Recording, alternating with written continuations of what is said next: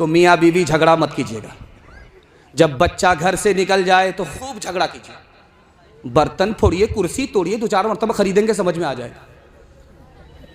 लेकिन जब बच्चा घर के अंदर रहे तो झगड़ा मत कीजिएगा। कितना बड़ा नुकसान होता है जब बच्चा घर के अंदर हो, माँ बाप झगड़ा करते हैं, बच्चे आंख से माँ बाप के झगड़े को देखते हैं तो निगाह से गिरा देते हैं, माँ बाप को अपनी निगाह से गिरा देते हैं। जवानी में कदर नहीं करते, बुढ़ापे में इज्जत नहीं करते। कसूर बच्चे का नहीं है, कसूर अपना है। और जब बच्चे की उम्र 7 साल हो जाए तो अब नमाज को कहिए, चाहे पढ़े या ना पढ़े, ज़ोहर में कहिए पढ़े या ना पढ़े, असर में कहिए पढ़े या ना पढ़े, आपने कहा नहीं, बच्चे ने पढ़ा नहीं, बच्चे की तरफ से आप गुनहगार होंगे।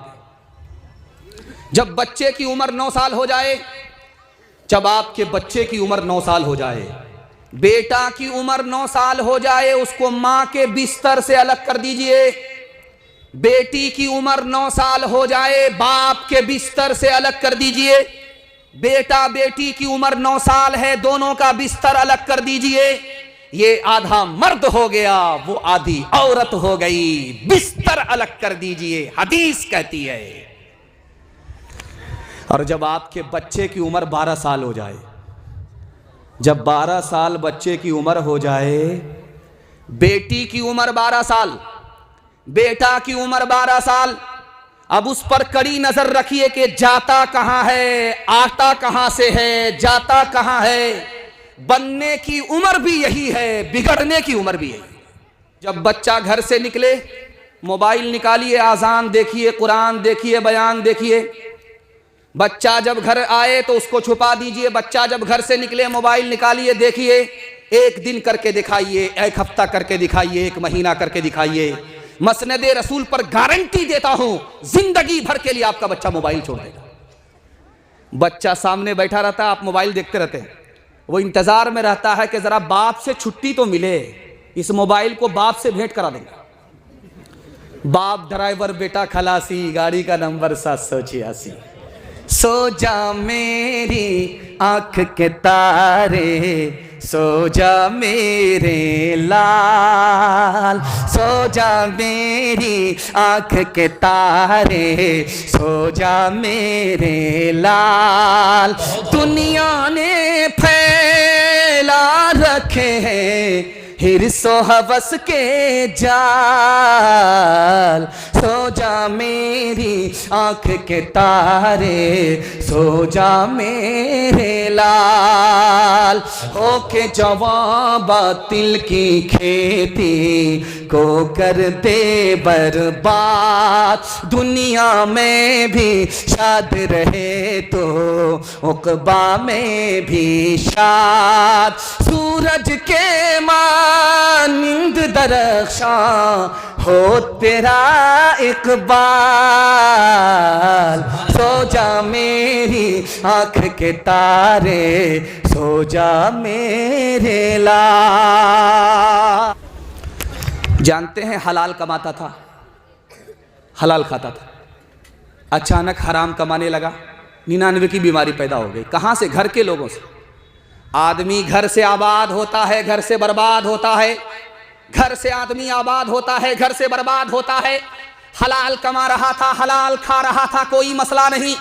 बीवी ने ताना मारा कि दुनिया कहां से कहां चली गई, मकान बना लिया, जमीन खरीद ली, ये कर लिया, वो कर लिया, और तुम वहीं के वहीं हो। बीवी के ताने की ताब न ला करके मजनू लूट करके ला रहा है, कूट करके खा रहा है। उसकी तो दुनिया बन गई, इसकी आखिरत बर्बाद हो गई। अब ये स्टेज आप देख रहे हैं, इसी तरह का स्टेज लगता था शादी में, आज से 40 साल 50 साल पहले इसी तरह का स्टेज होता था। ये देख रहे हैं मोबाइल, ये मोबाइल नहीं होता था। लड़की उस दिन लड़के को देखती थी जिस दिन उसकी शादी होती थी। लड़की इधर बैठी है, अच्छा माशाअल्लाह, बायसी वाले ढूंढ रहे हैं आपको। लड़की इधर बैठती थी, लड़का उधर बैठता था। बहुत बड़े आलिम थे शेख अहमद अली लाहौरी रहमतुल्लाह अलैह। रजिस्टर मुकम्मल करने के बाद लड़की से कहते हैं कि देखो बेटी, यही लड़का है, इजाज़त दो तो मैं तुम्हारा इससे निकाह पढ़ा दे। तो लड़की ने जो गौर से देखा, ओ दाढ़ी वाला लड़का है, तो भरी मजलिस में खड़ी होकर के बोली मुझको दाढ़ी वाला लड़का पसंद नहीं है। सुभान अल्लाह। अब जो दांत पिजा करके आए थे बाराती खस्सी तोड़ने के लिए, मुंह लटका करके बैठ गए।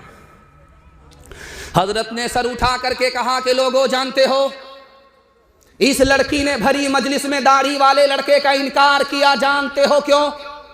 जिंदगी भर इसके बाप ने हराम कमाया, इसके पेट में हराम लुकमा गया, जिंदगी भर हराम कमा करके इस लड़की को जवान किया, इसके पेट में हराम है, उसी हराम की नुहूसत है, इसको सब कुछ पसंद है, नबी की अदा, नबी की सुन्नत दाढ़ी पसंद नहीं है। हाथ उठाइए, वादा कीजिए अपनी शादी और अपने बेटे की शादी फ्री में करेंगे इंशाअल्लाह। ये देख रहे हैं इधर दुकान है पीछे की तरफ, इधर जलसा है उधर मेला है। तो बाप ने अपने बेटे को शेख सादी कहते हैं मेरा बचपन था, मेरे बाप ने मेरी उंगली पकड़ी और कहा बेटा मेरा हाथ पकड़ो, मेरी उंगली पकड़ो, ये मेला है, भीड़ है, उंगली मत छोड़ना वरना मेले में गुम हो जाओगे। उंगली छूट गई, बच्चा गुम हो गया। 1 महीने के बाद मिला, 1 साल के बाद मिला। जब बच्चे को सामने बाप ने कहा कि बेटा मैंने तुमको नसीहत किया था कि उंगली मत छोड़ोगे, उंगली छोड़ोगे तो मेले में गुम हो जाओगे, बाप ने 2 तमाचा मारा, मैंने कहा था कि उंगली मत छोड़ना, तुमने उंगली छोड़ दी, दुनिया के मेले में गुम हो गए। बेटा तमाचा इसलिए मारा है कि जवान हो करके बाप के दामन को मत छोड़ना वरना आखिरत के मेले में गुम हो जाओगे। अकबर इलाहाबादी, खड़े लोगों को मत बिठाइए, जो बैठना चाहते हैं वो बैठेंगे। कितनी देर खड़े होंगे, जरा सर्रा भागा तो लगने दीजिए पांव में, वो खुद ही बैठ जाएंगे इंशाल्लाह, वो बैठ जाएंगे। आप उसकी फिक्र मत कीजिए, वो अच्छा भी सुन रहे हैं, बहुत अच्छा सुन रहे हैं। आप हमारी तरफ तवज्जो कीजिए, 2 ही मिनट का पैगाम रहता है, आप ध्यान से नहीं सुनेंगे तो आपको छिलका हाथ आएगा, मग्ज हाथ नहीं आएगा। इलाहाबाद के बहुत बड़े शायर थे, उनका नाम था अकबर इलाहाबादी। दुआ कीजिए अल्लाह उनकी खबर को नूर से भर दे। जब बेटे की शादी हुई तो अपने बेटे की शादी में उन्होंने बेटा को खिलौना गिफ्ट किया, खिलौना। बेटा सर झुका करके बैठ गया, बाप से कहा अब्बा खिलौना तो बच्चे को दिया जाता है, मेरी तो शादी हो रही है, मैं जवान हो गया हूं, आप मुझको खिलौना देते हो। बाप ने उस बच्चे को कितनी शानदार तालीम दी, कितना शानदार सबक दिया। उस बाप ने कहा कि बेटा याद रखो, मैं तुम्हें मेले में लेकर के गया था, तुमने कहा था कि फला खिलौना खरीद करके दो, वो महंगा था, मेरे पास पैसा नहीं था, तुमने जिद पकड़ लिया, मैंने हाथ जोड़ा, तुमने जिद पकड़ लिया, मैंने हाथ जोड़ा। तुम अपनी जिद से बाज आने वाले नहीं, तुमने मुझसे बोलना छोड़ दिया, मैंने तुमको खिलौना खरीद करके नहीं दिया। बेटा मैंने सोचा कि बड़ा अच्छा मौका है, तुम्हारी शादी हो रही है, जवानी की हसरत को, बचपन की हसरत को जवानी में पूरी कर देता हूं। लेकिन बेटा जब बचपन की हसरत जवानी में पूरी होती है तो आदमी शर्मिंदा हो जाता है। मैं तुम्हें यह तालीम करना चाहता हूं कि जवानी में कोई ऐसी हसरत मत रखना, जब मरने के बाद खुदा के पास पहुंचो तो वहां तुम्हारा सर झुक जाए। इसलिए बेटा मैंने तुमको खिलौना गिफ्ट किया है। अभी आ रहा है नया साल, नया साल आ रहा है, मुर्गा बहुत ज्यादा बिकता है। ये मुर्गा जाता कहां? चखना में। बेटा दारू नहीं पीता है, दारू पीने वाले के साथ बैठता है। बेटा जुआ नहीं खेलता, जुआ खेलने वाले के पास बैठता है। बेटा जिना नहीं करता, जिना करने वाले के साथ बैठता है। बाप ने हाथ जोड़ करके कहा कि बेटा गलत आदमी के साथ बैठोगे गलत बन जाओगे। बेटे ने कहा अब्बा हुजूर वो गलत है अपनी जगह, मैं सही हूं अपनी जगह। बाप को समझ में आया, ऐसे समझ में नहीं आएगा इसको। बाप ने कहा कि रजौला चौक जाओ, 1 पेटी सेब खरीद करके लाओ। बेटा जब 1 पेटी सेब लेकर के आया तो बाप ने कहा खोल करके देखो कोई सड़ा हुआ तो नहीं। सारे सेब सलामत थे मगर 1 दाना सड़ा हुआ था। बेटा जब उसको पेटी से निकाल करके फेंकने लगा तो बाप ने कहा फेंकने की जरूरत नहीं है, वो खराब है अपनी जगह, ये सही है अपनी जगह, पेटी बंद करो, 3 दिन के बाद देखना। 3 दिन के बाद जब पेटी को खोला गया, पूरी पेटी सड़ गई। अब बाप ने मौके का चौका मारा, तुम तो कहते थे वो खराब है अपनी जगह, ये सही है अपनी जगह। देखो बेटा, एक सेब ने पूरी पेटी को सड़ा दिया। एक खराब आदमी पूरे खानदान को सड़ा देता है। नेकियां तेरी तराजू में तुले या न तुले, दाग फिर तेरे गुनाहों के धुले या न धुले, दाग फिर तेरे। आज ही कर ले गुनाहों से तो अपने तौबा, आज ही कर ले गुनाहों से तो अपने तौबा। अल्लाह जाने कल तेरी आँख खुले या न खुले, अल्लाह जाने कल तेरी आँख खुले या न खुले, अल्लाह जाने। एक बादशाह था, उसको 3 वजीर थे। एक बिहारी था, दूसरा बंगाली था, तीसरा पंजाबी था। तीनों झगड़ा करते थे। बिहारी कहता था मैं पंजाबी से अच्छा हूँ, पंजाबी कहता था मैं बिहारी से अच्छा हूँ। झगड़ा ज़्यादा करते थे, काम कम करते थे। रिटायर वजीर ने बादशाह से कहा, हुजूर तीनों का इम्तिहान लीजिए, जो पास करे उसको रखिए, जो फेल करे उसको बर्खास्त कर दीजिए। तीनों को बादशाह ने बुला करके कहा तुमको क्या पसंद है? एक ने कहा, बिहारी ने कहा मुझको बैर पसंद है, बंगाली ने कहा मुझको आम पसंद है, पंजाबी ने कहा मुझे कटहल पसंद है। तीनों को लाइन से लगाया। बादशाह ने कहा देखो इम्तिहान चल रहा है। बिहारी से पूछा कि बैर कैसे खाते हैं? कहा हुजूर गुठली निकालते हैं, छिलका फेंकते हैं, चबा करके खाते हैं। कहा देखो इम्तिहान चल रहा है, गुठली फेंक नहीं सकते, छिलका निकाल नहीं सकते, चबाने की इजाजत नहीं है, निगल करके बैर पास करना होगा। बैर पास, इम्तिहान पास, बैर अटका, यहां से बर्खास्त। अब हाइब्रिड बैर था, सुगवा बैर था। अल्लाह अकबर। जैसे ही मुंह में लिया, निगलने की कोशिश किया, वो जाकर के अटक गया, गले में जाकर के अटक गया। तब वो रोने लगा। उसके बाद जो उसने खोखी की, खांसी की, तो बैर दोबारा मुंह में वापिस आ गया, अंदर नहीं गया, तो हंसने लगा। बादशाह को हैरत हुई, तुम्हारा रोना तो समझ में आ रहा है, बैर जाकर के अटक गया, मौत का खौफ हुआ इसलिए रो रहे हो, लेकिन हंसते क्यों हो? कहा हुजूर हंसने की वजह यह है, छोटे से बैर में मेरा ये हाल है, ये आम कटहल वाले का क्या हाल होगा। जब हम कलाम पाक से वाबिस्ता हो गए, वाबिस्ता हो गए, सब मरहले हयात के आसान हो गए, आसान हो गए। हाथों से अपने दामने कुरान छोड़ के, कुरान छोड़ के, जिस समत हम गए हैं परेशान हो गए, परेशान हो गए। ताहा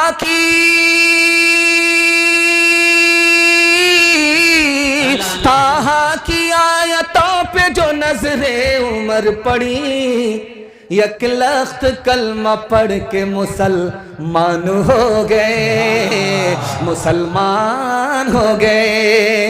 एक लख्त कलमा पढ़ के मुसलमान हो गए। मैं देख रहा हूं जवान लोग तो सीना तान करके खड़े हैं, ऐसा लगता है कि इलेक्शन में खड़े हैं। बूढ़े लोग अभी से बैठ गए हैं, और अठन्नी चवन्नी को देख रहा हूं कि मजमे में ज्यादा है। मैं इन छोटे बच्चों के हवाले से आपको एक पैगाम देता हूं, आपको एक जिम्मेदारी देता हूं। दुआ करता हूं अल्लाह आपके बच्चे को इंसान बनाए, माँ बाप की खिदमत के लिए आपके जवानों को अल्लाह कबूल फरमाए, बच्चों के इल्म से अल्लाह आपके मुस्तकबिल को रोशन फरमाए।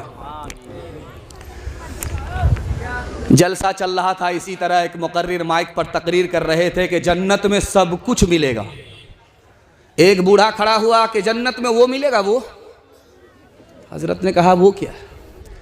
कहा कि हजरत वही वही हुक्के का बाना दिल का जो धुआं निकलता है। तो हजरत ने कहा रे आधी बात मुंह में रखते हो, आधी बात पेट में, क्या कहना चाहते हो खुलासा करो।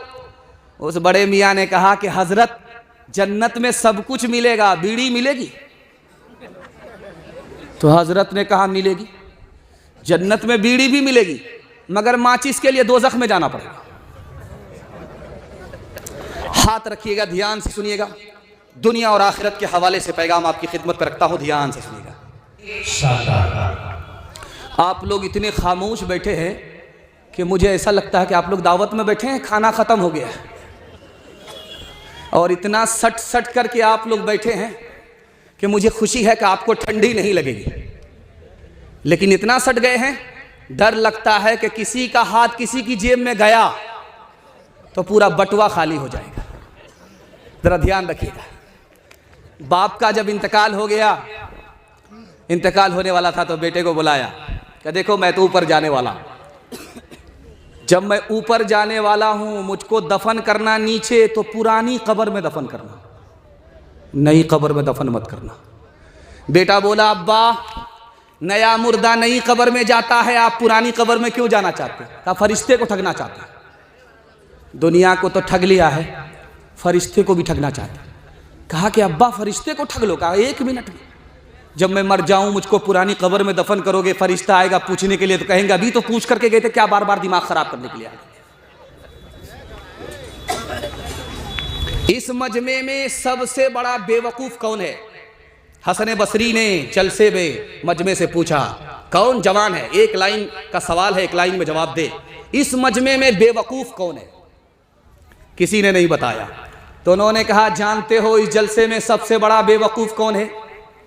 जो लूट करके लाता है, कूट करके खाता है, मर करके कब्र में पहुंच जाता है, बेटा मस्ती कर रहा है, घर के लोग मस्ती कर रहे हैं और वहां ठुकाई पर ठुकाई हो रही है, उसकी आखिरत बर्बाद हो गई, इसकी दुनिया बर्बाद हो गई। इससे बड़ा कायनात में कोई बेवकूफ नहीं हो सकता। हाथ उठा दीजिए।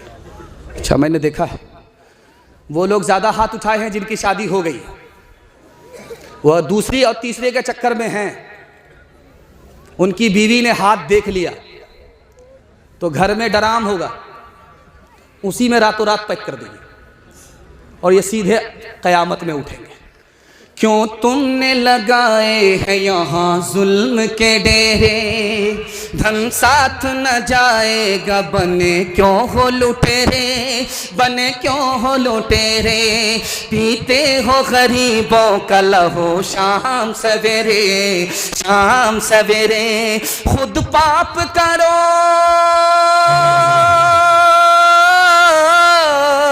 खुद पाप करो, नाम हो शैतान का बदनाम, इंसान बनो कर लो भलाई का कोई काम, दुनिया से चले जाओगे रह जाएगा बस नाम। हॉस्पिटल में बीवी है, उसको बाल बच्चा होने वाला है, ये साहब यूं सर उठा करके बैठे हुए हैं। नर्स ने आकर के कहा कि तुमको बेटी हुई है, मुबारक। अब जो सर उठा करके थे सर गाड़ करके बैठ गए, ऐसा लगा मुकदमा हार गए, और ऐसा लगा कि इस साल बीवी पैदा कर रही, अगले साल यही पैदा करेंगे। सर झुका करके बैठे हुए थे, उधर बीवी को बाल बच्चा होने वाला है। नर्स ने आकर के कहा कि मुबारक हो, तुम बेटे के बाप बन गए। ये सर झुका करके बैठे हुआ था, बेटा का नाम सुन करके यूं सर उठाता है, आसमान की तरफ देख रहा कि जिब्रील वही लेकर के आ रहा है। बेटा का नाम आ जाए सीना भी तानता है, सर भी उठाता है। जहां बेटी का नाम आए सर गाड़ करके ऐसे बैठ जाता है, लगता है कि इस साल बीवी ने पैदा किया, अगले साल यही पैदा करेगा। आप देखेंगे हॉस्पिटल चले जाइए, वहां लिखा रहेगा बेटी बचाओ बेटी पढ़ाओ। आप स्कूल चले जाइए, वहां लिखा रहेगा बेटी बचाओ बेटी पढ़ाओ। ट्रक के पीछे तख्त को देखिए, उसमें लिखा रहता है बेटी बचाओ बेटी पढ़ाओ। क्यों भाई हर जगह बेटी बचाओ बेटी पढ़ाओ, कहीं ये लिखा नहीं है बेटा बचाओ बेटा पढ़ाओ? जानते हैं क्यों? 1 साल में इसी हिंदुस्तान में 10 लाख लड़की को मार दिया जाता है, और मारने वाले कोई और नहीं माँ बाप होते हैं। कैसे मारते हैं? मशीन ने बताया कि पेट में बेटा है, आने दो, बरकत आ रही है। और मशीन ने बता दिया कि पेट में बेटी है, तो इसको गिरा दो, बहुत बड़ी मुसीबत है, जल्ले तू जलाल तू, इस बला को टाल तू। मीठा मीठा हफ हफ, कड़वा कड़वा थू थू। बेटी को गिराने के नतीजे में 1 साल में 10 लाख मासूम की जान चली गई। तुमने मासूम की जान ली है, तुमको जन्नत मिलेगी? किस बात की उम्मीद रखते हो? अल्लाह, तुमने उस बच्ची को दुनिया की जिंदगी से महरूम किया, अल्लाह अपनी जन्नत से तुमको महरूम कर देगा। एक जवान खड़ा है अल्लाह के रसूल के सामने, खिदमत में आया, कहा कि अल्लाह के रसूल ने तुमको कितने बेटे? कहा या रसूल अल्लाह, एक भी बेटा नहीं है, सब मुसीबत है, बेटी ही बेटी है, 10-10 बेटी है, मर जाती तो अच्छा था। अल्लाह के रसूल ने कहा, अरे इतना दिल छोटा करके क्यों बोलते हो? तुम किस्मत वाले थे, इसलिए अल्लाह ने तुमको बेटी दिया। बेटी के वास्ते तुम मेहनत करोगे, बेटी ही के सदक़े में अल्लाह तुमको जन्नत में दाखिल कर देगा। कहीं और से कोई जन्नत में दाखिल कराने वाला नहीं, तुम्हारी बेटी होगी। अगर बेटी मुसीबत की चीज होती तो अल्लाह अपने नबी को बेटी का बाप नहीं बनाता। हाथ उठाइए, वादा कीजिए, बेटा बेटी दोनों से मोहब्बत करेंगे इंशाअल्लाह। बेटी में देंगे, बेटा में लेंगे। हाथ उठा दीजिए इंशाअल्लाह। जरा जलसा खत्म होने दीजिए, मैंने आपको देखा है, जलसा खत्म होने दीजिए, दोनों हाथ से हम मुसाफा करेंगे। औरत ने जन्म दिया मर्दों को, मर्दों ने उसे बाजार दिया। जब जी चाहा मसला कुचला, जब जी चाहा धुतकार दिया। तुलती है कहीं दीनारों में, बिकती है कहीं बाजारों में, नंगी नचवाई जाती है अय्याशों के दरबारों में, अय्याशों के दरबारों में। ये वो बेकीमत चीज है जो बट जाती है इज़्ज़तदारों में। औरत ने जन्म दिया मर्दों को, मर्दों ने उसे बाजार दिया। मर्दों के लिए हर जुल्म रवा, औरत के लिए रोना भी खता। मर्दों के लिए हर ऐश का हक, औरत के लिए जीना भी सजा। औरत के लिए जीना भी सजा। मर्दों के लिए लाखों सीजें, औरत के लिए बस एक चिता। औरत ने जन्म दिया मर्दों को, मर्दों ने उसे बाजार दिया।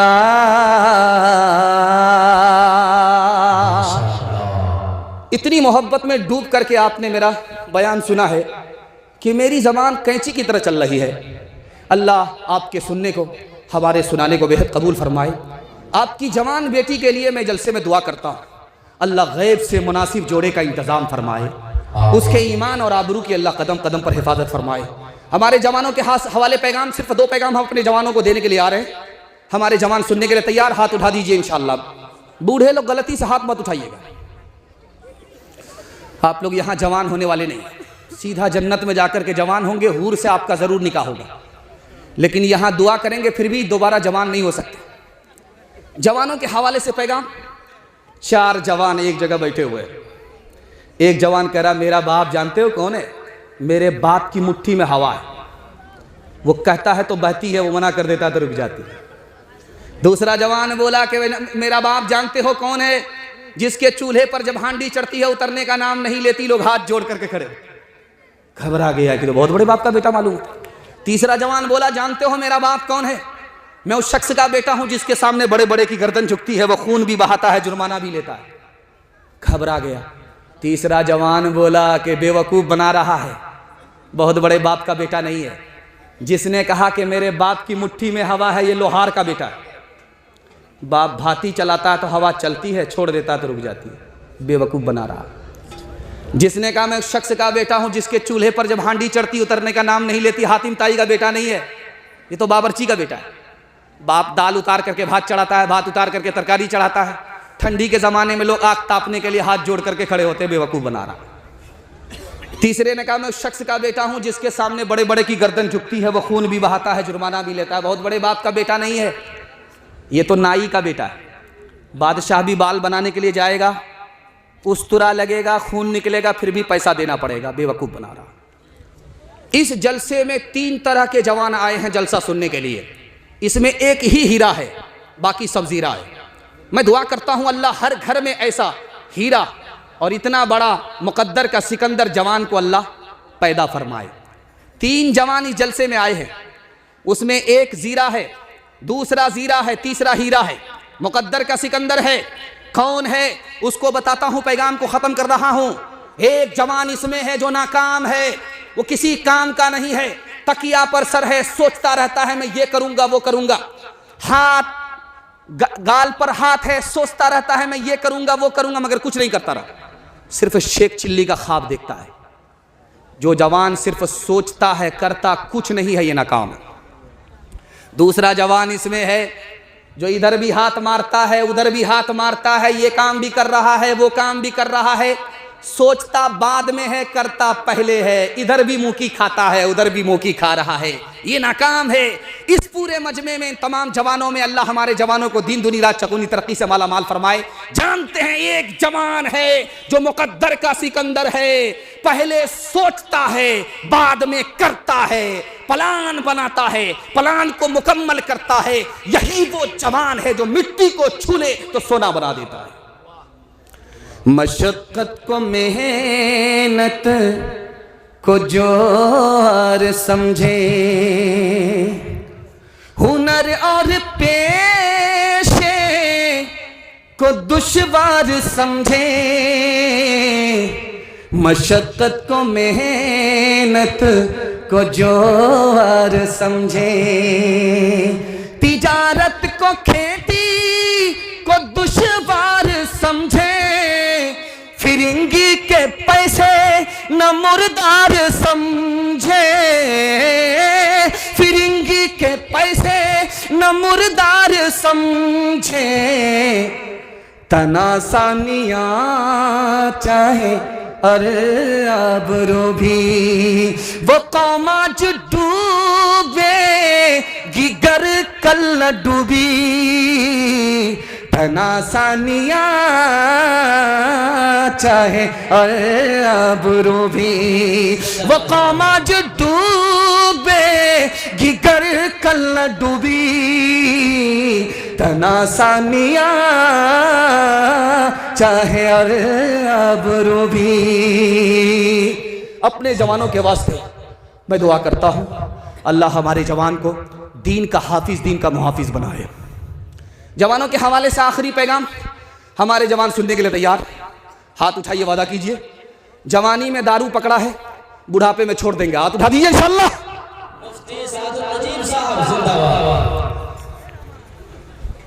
बहुत बड़ा पियक्कड़, दारू की बोतल हाथ में, उसको किसी ने पूछा रे मुसलमान है, शर्म नहीं आती दारू पी रहा? तो कहता है कि दारू पीना सही भी है गलत भी। अब पैर के नीचे से जमीन निकल गई, इतना बड़ा पियक्कड़ क्या बोल रहा है? बोल रहा दारू पीना सही भी है गलत है, किसी को पिलाना पड़े तो गलत है और कोई पिला दे तो पीना सही है। मौके का चौका लग जाना चाहिए। हमारे जवानों के हवाले से ये नमूना है कि जिस तरह पीना गुनाह है उसी तरह पिलाना गुनाह है, जितना बड़ा गुनाह पीना है उसी तरह पिलाना गुनाह है। कल तजर्बा कर लीजिए, मैं आपकी आंख से पट्टी हटा रहा हूं और हाथ छोड़ करके वादा करता हूं कि आप सिर्फ दारू छोड़ करके दिखाइए, मैं मसनद रसूल पर गारंटी देता हूं अल्लाह आपके पूरे खानदान को बचा लेगा। सिर्फ आप दारू छोड़ करके दिखाइए, पूरे खानदान को अल्लाह बचा लेगा। आपके घर में अंडा होगा, कच्चा अंडा, उसको निकालिए, कच्चा अंडा हाथ में लीजिए, उसको तोड़िए, तोड़ करके शराब के गिलास में आप डालिए, वो पक जाएगा ऐसे जैसे चूल्हे पर अंडा पकता है। दिल पर हाथ रख करके मैं आपसे पूछना चाहता हूं, चूल्हे में आग थी इसलिए अंडा पक गया, लेकिन कच्चा अंडा शराब के गिलास में क्यों पक गया? उसमें कौन सी आग थी? तो लिखने वाले ने लिखा, जो आग चूल्हे में नहीं है वो शराब के अंदर है। आप किसान आदमी हैं, आपने अभी धान की फसल निकाली है, अब आप मकई लगा रहे हैं। जब मकई में कीड़ा लगता है तो आप लोग क्या करते हैं कि पानी में जहर को घोलते, पीठ पर मशीन होती है, आप स्प्रे करते। एक बूंद शराब की डालिए मशीन में, 99 बूंद पानी की डालिए मशीन में, 99 बूंद पानी में एक बूंद शराब को मिला दीजिए और सिर्फ 10 दिन फूल पर स्प्रे कीजिए, ये फूल मुरझा जाएगा। एक बूंद शराब आपने डाली, 10 रोज स्प्रे किया, ये फूल मुरझा गया। गिलास की गिलास शराब जब अंदर जाएगी तो अंदर के फूल का क्या हाल होगा?